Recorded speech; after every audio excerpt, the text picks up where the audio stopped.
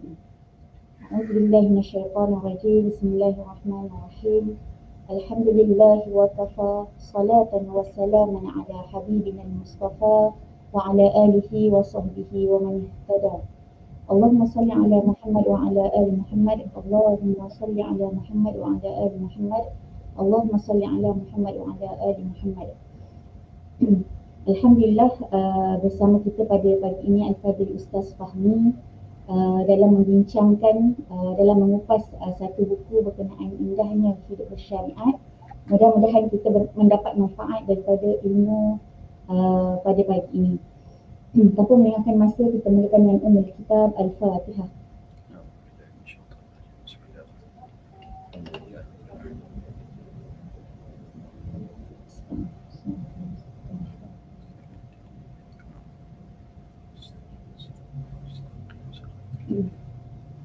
So, Alhamdulillah, mudah-mudahan majlis ilmu kita pada pagi ini diberkati dan diberi kefahaman, seterusnya membuahkan amal kita dalam kehidupan seharian. Tanpa melengahkan masa, saya jemput Al-Fadhil Ustaz untuk sesi pada pagi ini. Kita silakan.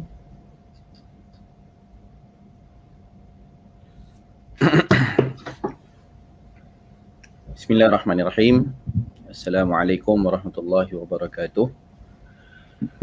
Alhamdulillahi rabbil alamin. Wassalatu wassalamu ala asyrafil anbiya'i wal mursalin Sayyidina Muhammadin wa ala alihi wa sahbihi ajma'in. Rabbana zidna ilman warzuqna fahman birahmatika ya arhamar rahimin. Allahumma faqihna fid din wa 'allimna at-ta'wil wahdina ila siratikal mustaqim. Bismillahi masyaallah la quwata illa billahi masyaallah kullu ni'matin minallah masyaallah al khairu kulluhu biyadillah masyaallah la yasrifu su'a illallah nawaina at-ta'luma wa ta'lim wa tadhakkura wa tadhkir wa an-nafa' wal intifa' wal ifadata wal istifadah wal hatha 'ala tamassuki bi kitabillah wa sunnati rasulih wa du'a ila al-huda wa dalalata 'ala al-khair ibtigha'a wajhillahi wa mardatihi wa qurbihi wa thawabihi subhanahu wa ta'ala. Amin. Allahumma amin. Alhamdulillah, syukur pada Allah Subhanahu wa ta'ala dapat kita bersama-sama pada sesi tazkirah pada pagi ini bersama dengan Hospital Pakar Al-Islam. Terima kasih diucapkan kepada pengerusi majlis Ustazah Aisyah dan kepada tuan-tuan dan puan-puan yang dirahmati Allah sekalian yang menonton kita bersama-sama pada pagi ini. Boleh bantu juga yang menonton di Facebook untuk sharekan dan live kita ini daripada page Al-Islam Specialist Hospital untuk kita sama-sama berkongsi manfaat pada pagi ini insya-Allah melalui pembacaan kitab Indahnya Hidup Bersyariat yang dikarang oleh almarhum tuan guru kita Datuk Ismail Kamus dan juga Ustaz Azlin Abdul Hamid. Baik, tuan-tuan dan puan-puan yang rahmati Allah, kita masih berada pada perbincangan bab rukun-rukun solat. Ya, perbincangan tentang rukun-rukun solat. Dan pada bulan yang lalu kita dah tengok tentang surah Al-Fatihah secara tuntas. Jadi pada pagi ini kita akan masuk rukun yang berikutnya, iaitu setelah habis surah Fatihah, biasa kita akan baca surah pendek ataupun beberapa ayat daripada Al-Quran. Surah pendek ni hukum dia sunat. Dia bukan wajib. Yang wajib, mana yang rukun, yang kena baca adalah suratul Fatihah. Adapun selepas daripada surah Fatihah itu, bacaan surah pendek itu ataupun beberapa ayat, potongan ayat itu, maka hukumnya adalah sunat.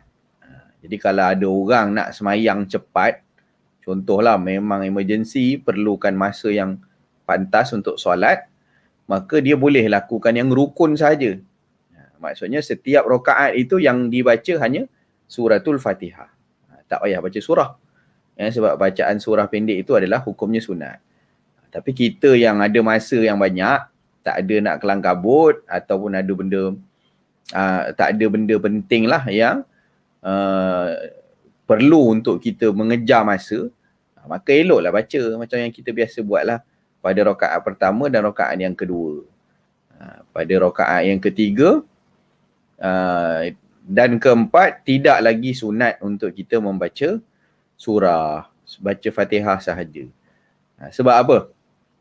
Sebab hukumnya dalam kitab-kitab fiqh disebutkan tidak lagi sunat membaca surah pendek selepas daripada tahiyat awal. Jadi naik daripada tahiyat, rakaat yang naik daripada tahiyat tidak lagi disunatkan kita untuk membaca surah. Maka kita baca surah tadi, hukum dia sunat tu kena clear lah. Supaya kita tahu yang mana rukun, yang mana sunat. Jadi kalau ada orang yang dia semayang Isyak atau semayang Zuhur, 4 rakaat tu dia baca Fatihah saja. Sah tak semayang dia? Jadi rukun ni menentukan sah batal. Jadi kalau dia baca Fatihah sahaja di 4 rakaat, sah dah semayang dah. Sebab apa? Sebab rukunnya dah selesai. Kan yang sunat ditinggalkan atas sebab ada emergency ke apa ke, ataupun memang bekerja masa, maka tak ada masalah. Cuma yang ada masa banyak, itu kan munajat kita dengan Allah. Maka kita baca firman-firman Allah, kalamullah, daripada kitabullah, daripada Al-Quran itu. Tujuan dia supaya kita dapat bermunajat kepada Allah Subhanahu Wa Taala dalam keadaan kita membaca surat-surat firman Allah Subhanahu Wa Taala. Bacalah. Nabi 6 juzuk baca satu rakaat waktu qiyamul lail, waktu semayang malam. Semayang Zuhur jangan buat. Kan? Semayang Zuhur sendiri boleh lah. Semayang Zuhur jadi imam korang, buat pasal baca Baqarah 3 juzuk satu rakaat. Mengamuk makmum belakang mufaraqah habis. Kan ada yang nak terberak, nak buang air, yang ada hal, ada meeting, ada nak ambil anak. Macam-macam jadi makmum belakang. Tiba kawan bantai 3 juzuk satu rakaat. Bila masa nak habis aku nak ikut semayang jemaah. Macam mana panjang sangat pula ni. Kan? Jadi kalau semayang seorang atau semayang sunat, tak apa, panjang. Okey. Itu berkenaan dengan sunat membaca surah selepas Fatihah. Okey. Jadi hari ini kita nak masuk rukun yang berikutnya. Jadi dikira kita Fatihah tadi rukun, lepas daripada Fatihah tadi kita rukuk.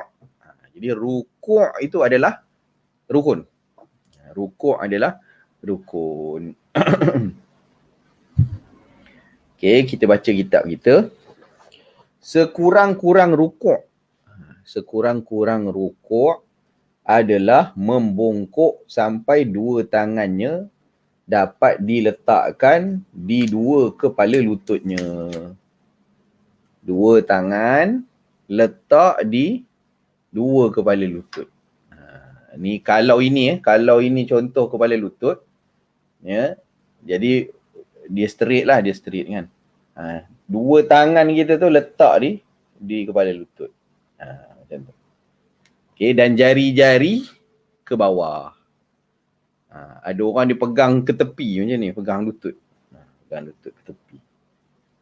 Pegang macam ni. Jadi ditekupkan tapak tangan kita ni kepada lutut, dan di straightkan kita punya ni. Jangan macam ni, jangan membengkok. Nanti bila membengkok, rukuk dia tidak 90 darjah. Dia jadi macam melengkuk, macam C lah. Dia jadi macam tak cantik kan dia punya tu. Jadi membongkok sampai dua tangannya dapat diletakkan di dua kepala lututnya dan sempat stay. Namanya tomak ninah. Ni 90 darjah 90 darjah. Tegak. Okey, ini 90 darjah. Okey, macam mana 90 darjah? Gitu. Okey. Jadi rukuk tu 90 darjah. Okey, kemudian tangan kita daripada sini dia pergi sampai ke lutut.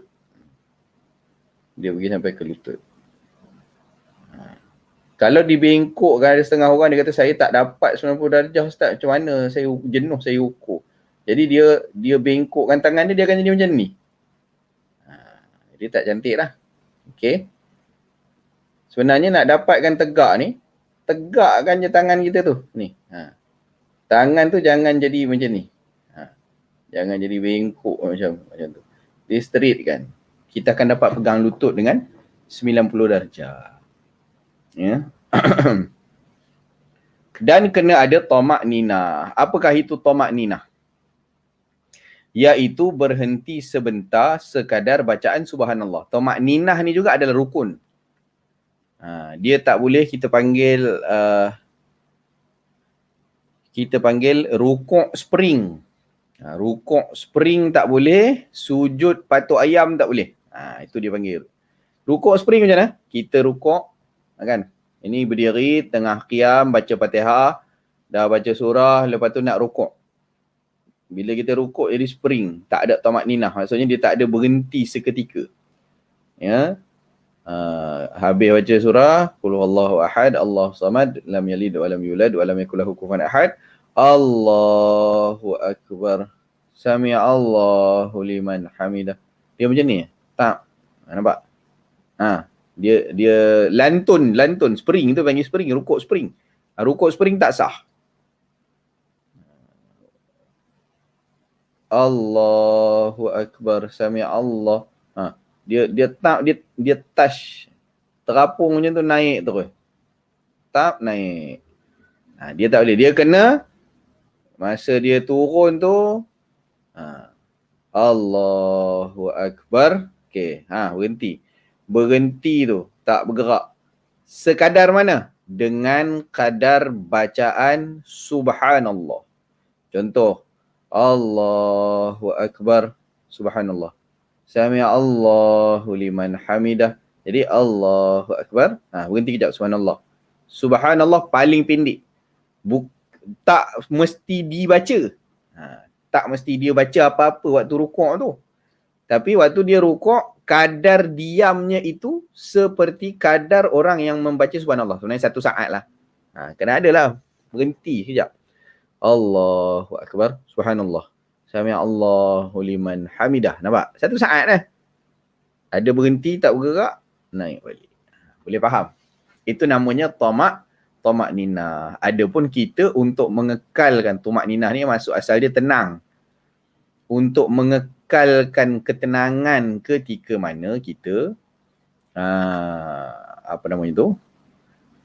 nak dapat berhenti tadi tu, maka dianjurkan kita baca zikir-zikir yang sunat dibaca. Waktu rukuk dan sujud, sunat untuk kita bertasbih kepada Allah. Maka kita bacalah bacaan sekejap lagi dia ajar dalam tu. Jadi bila tasbih tu, lepaslah 1 saat. Maknanya dalam keadaan tenang, semayang laju-laju nak pergi ke mana. Kan? Tapi itulah, in case memang ada keadaan yang kita berkejar masa, contohnya, maka memanglah kita tak baca apa-apa lah, tapi cukup sekadar rukuk, berhenti di kadar subhanallah. Bangkitlah balik. I'tidal. Okey. Okey, sedangkan waktu berhenti tersebut, waktu tamak ninah tersebut, anggota-anggota berat pada badan kita hendaklah berhenti. Anggota berat apa dia mana? Jangan macam tadi, spring pun tak boleh. Ataupun dia apa kita panggil? Tak erti duduk diam. Anggota-anggota berat dia masih bergerak lagi. Apa dia anggota berat? Anggota berat tu adalah kedua belah tangan, termasuk pergelangan tangan. Jadi dia rukuk, waktu dia rukuk dah tangan letak dekat lutut tu, tangannya tu tak settle lagi. Tangan dia tak settle lagi. Waktu dia rukuk tu, duduk bergaru lagi ke, kan? Bergaru, maknanya hakikatnya waktu dia tamak ninah tu, dia tak berhenti pun. Kepala duduk goyang-goyang, kan? Waktu rukuk dia rukuk dengan kepala sekali, ada spring. Allahu akbar. Dia lantun-lantun kepala dia. Sebab kepala anggota berat. Jadi tak berhenti dia. Walaupun badan dia berhenti, kepala dia tak berhenti. Pusing macam tu. Jadi dia anggap dia masih lagi melakukan pergerakan. Mana kadar subhanallah tadi? Kadar subhanallah tadi mesti ada waktu dia dia rukuk. Okey. Kepala, kaki, macam tu lah. Dia rukuk, nampak dekat sejadah tu ada apa namanya, binatang berbisa lalu lah contoh. Dia rukuk, dia angkat kaki. Angkat kaki terus yang tidak sami Allahu liman hamidah. Kan? Jadi tikus lalu ke, lipas lalu ke contoh. Kan? Binatang berbisa mungkin susah. Jadi dia angkat kaki sikit mengelak lipas dia. Lepas tu terus naik iktidal. Tak ada tamakninah. Tak ada berhenti pergerakan tadi. Okey.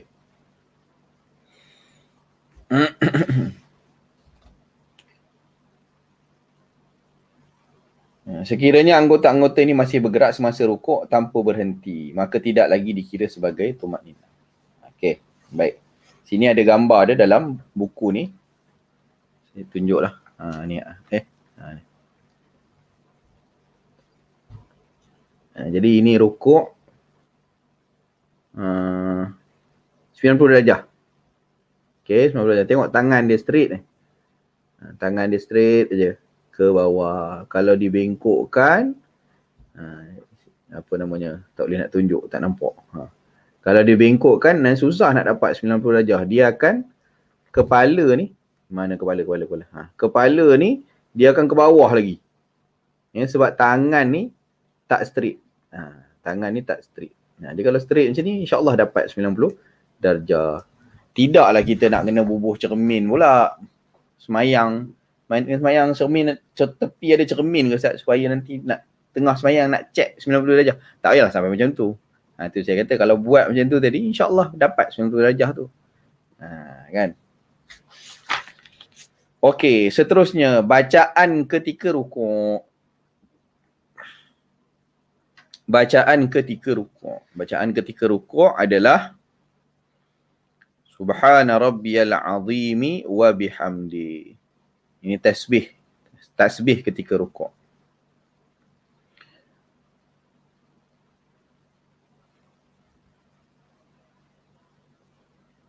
Fasabbih bismi rabbikal azim, kan? Subhana rabbiyal azim. Maha suci Allah, maha suci Tuhanku yang maha agung dan segala puji-pujian baginya. Okey, subhana rabbiyal azimi wa bihamdi. Lafaz tasbih ni banyaklah. Subhanallahil azim, subhanallahi wa bihamdi. Ada juga dipecah dua. Subhana rabbiyal azimi wa bihamdi. Hak ni kita baca dalam rukuk. Ala kulli hal, bertasbih ni merupakan suatu yang cukup besar pahala dia di sisi Allah Subhanahu wa taala. Dalam hadis disebut apa? Subhanallah tamlaul mizan. Yang bagi berat timbangan amalan kita tu, subhanallah. Kan perkataan maha suci Allah. Subhanallah walhamdulillah, ya, tamla'ani atau tamla'u ma bainas sama'i wal ard. Apa namanya? Kalimah subhanallah walhamdulillah itu akan memenuhi pahala dia tu, memenuhi antara langit dan bumi. Masya-Allah. Besar mana tu? Kita kalau dapat penuh satu beldi pun kita rasa banyak dah. Kan ini penuhnya antara kita kat tanah ni dengan langit. Langit pula ada 7 langit. Kan penuh antara langit dengan bumi, masya-Allah.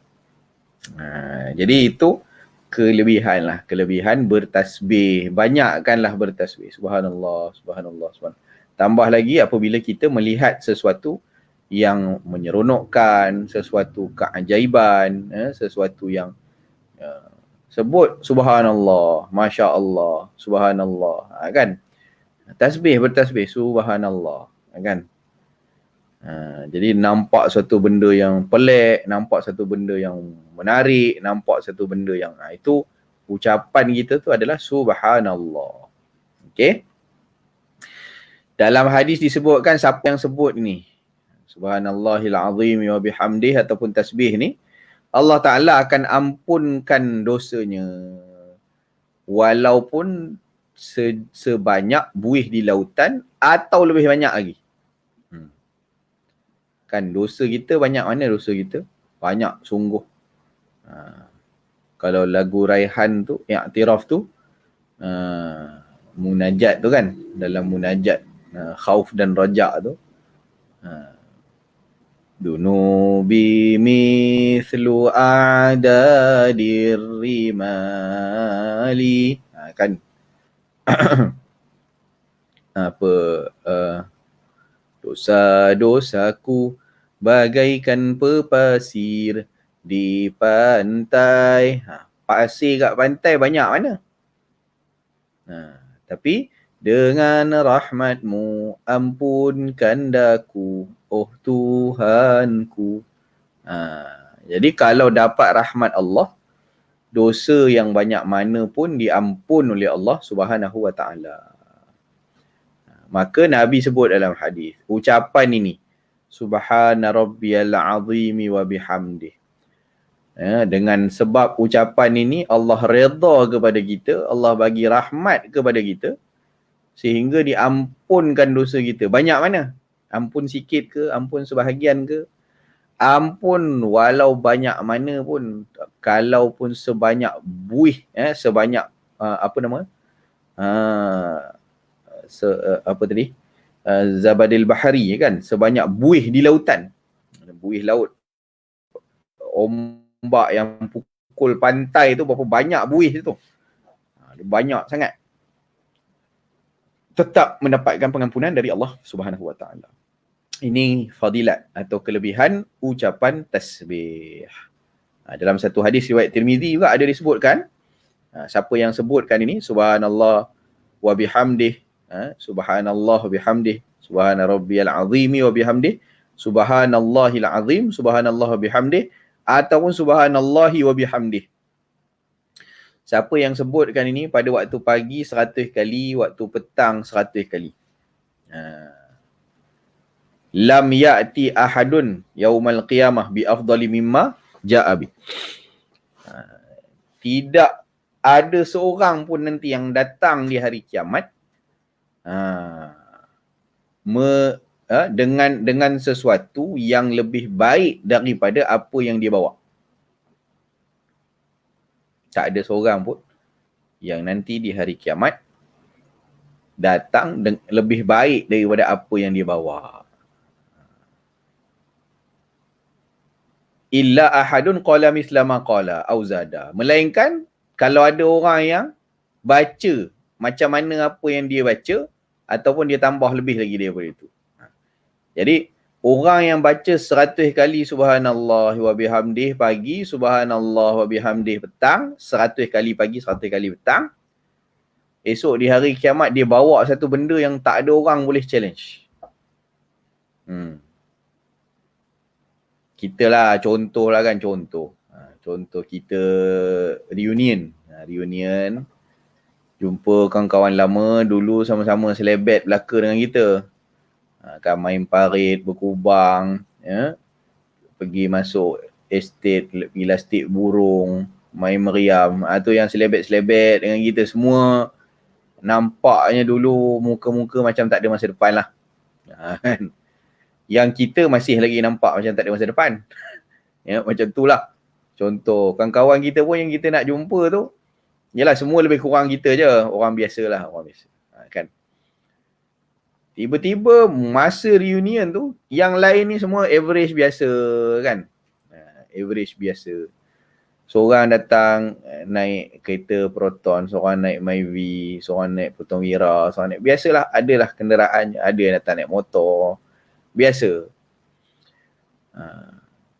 Jadi tiba-tiba ada seorang yang reunion kita pada hari tu, dia datang turun naik helikopter. Jadi orang yang seorang macam tu tadi tu, dia jadi tumpuan. Maknanya hak lain-lain datang biasa je. Kita pun orang biasa, kerja biasa. Naik motor biasa lah, naik kereta biasa. Kereta tu je pun orang dah rasa pelik dah kalau ada seorang yang datang tu berlain sikit daripada marhain yang lain. Kan? Kita kawan-kawan biasa kita kenal, okey lah. Tiba ada seorang datang naik Bentley lah contoh ke, naik Lamborghini ke, naik apa, kereta juta-juta datang. Itu pun dah pelik dah. Dia bawa lebih daripada kita tak? Lebih.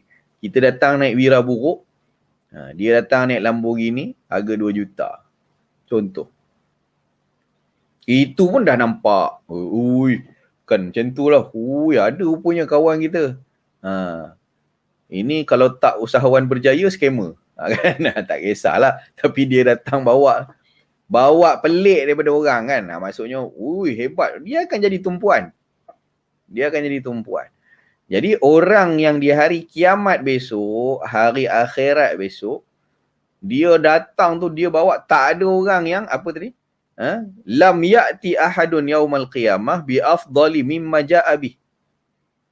Tak ada orang di hari kiamat tu yang datang macam apa yang dia bawa. Maknanya yang dia bawa tu, buat orang melopong. Ini pahala amalan apa ni?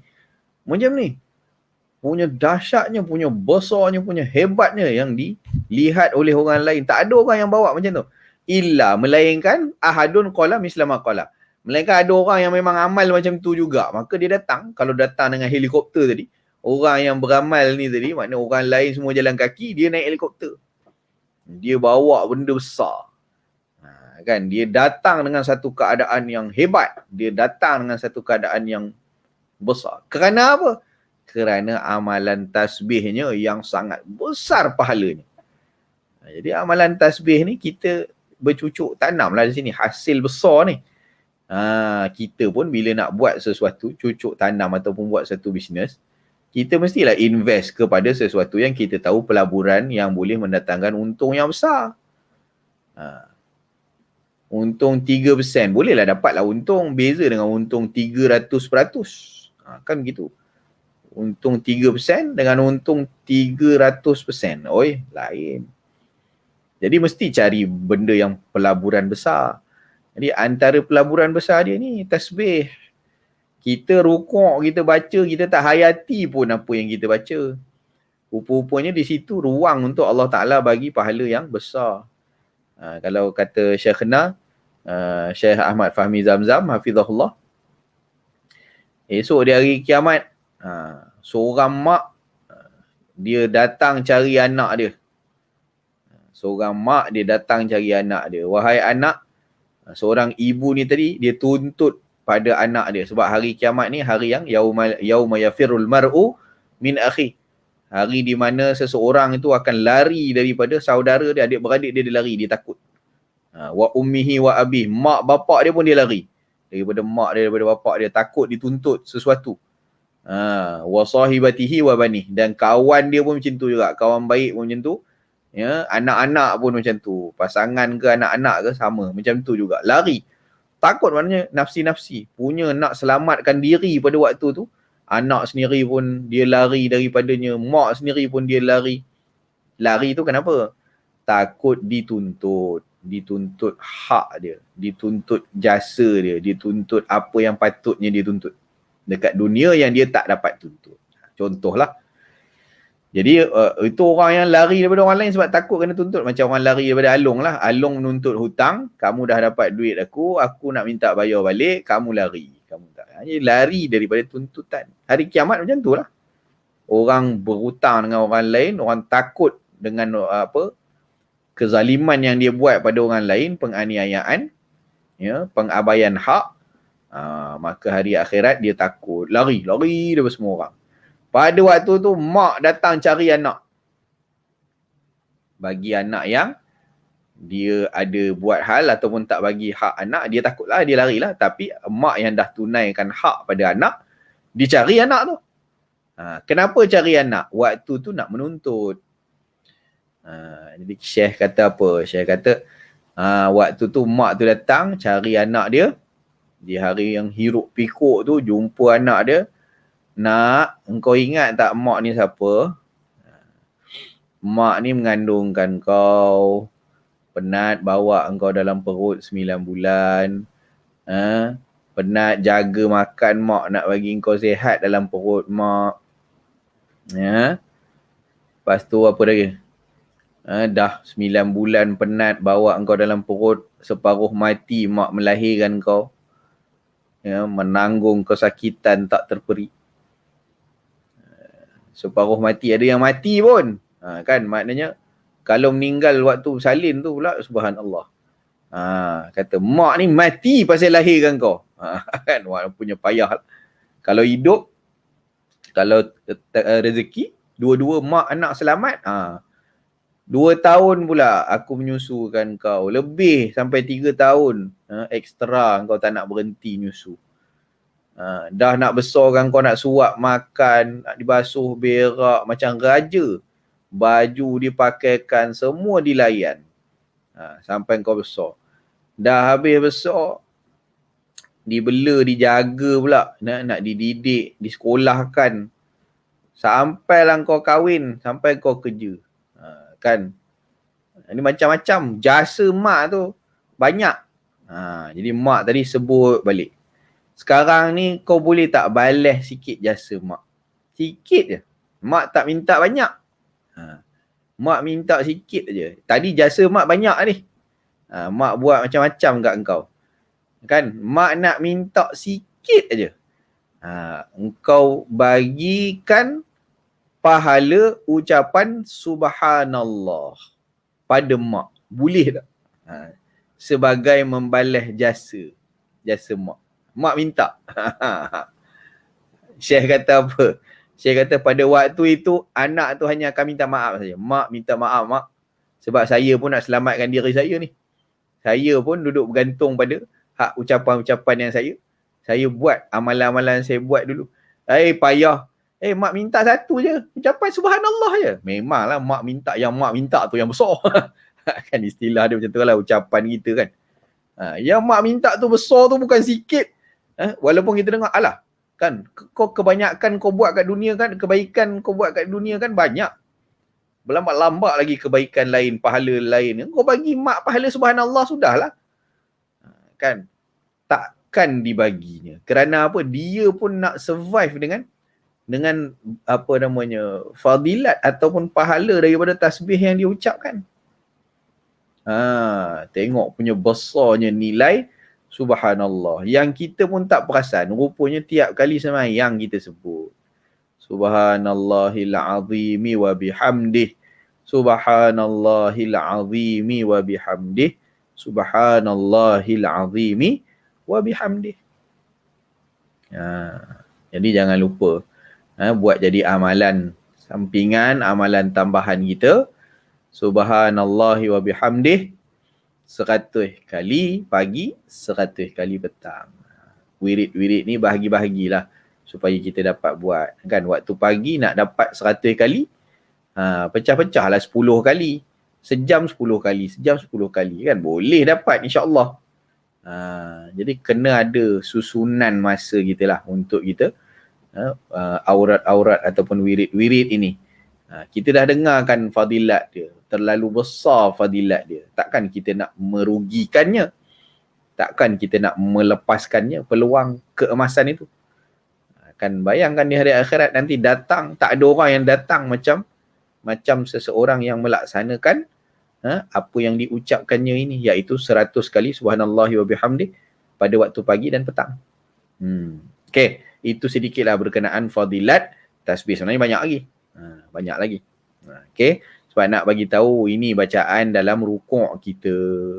Bacaan dalam rukuk kita. Kalau kita hayati solat kita, ya Rabbi, sebenarnya itu adalah ruang-ruang yang Allah Ta'ala nak bagi banyak kelebihan kepada kita. Setiap perbuatan kita itu adalah pahala belaka. Ganjaran baik belaka. Okey, baik, kita habiskan bab rukuk ni sikit lagi. Ke dah boleh stop dah Ustazah? Boleh habiskan sikit lagi Ustaz.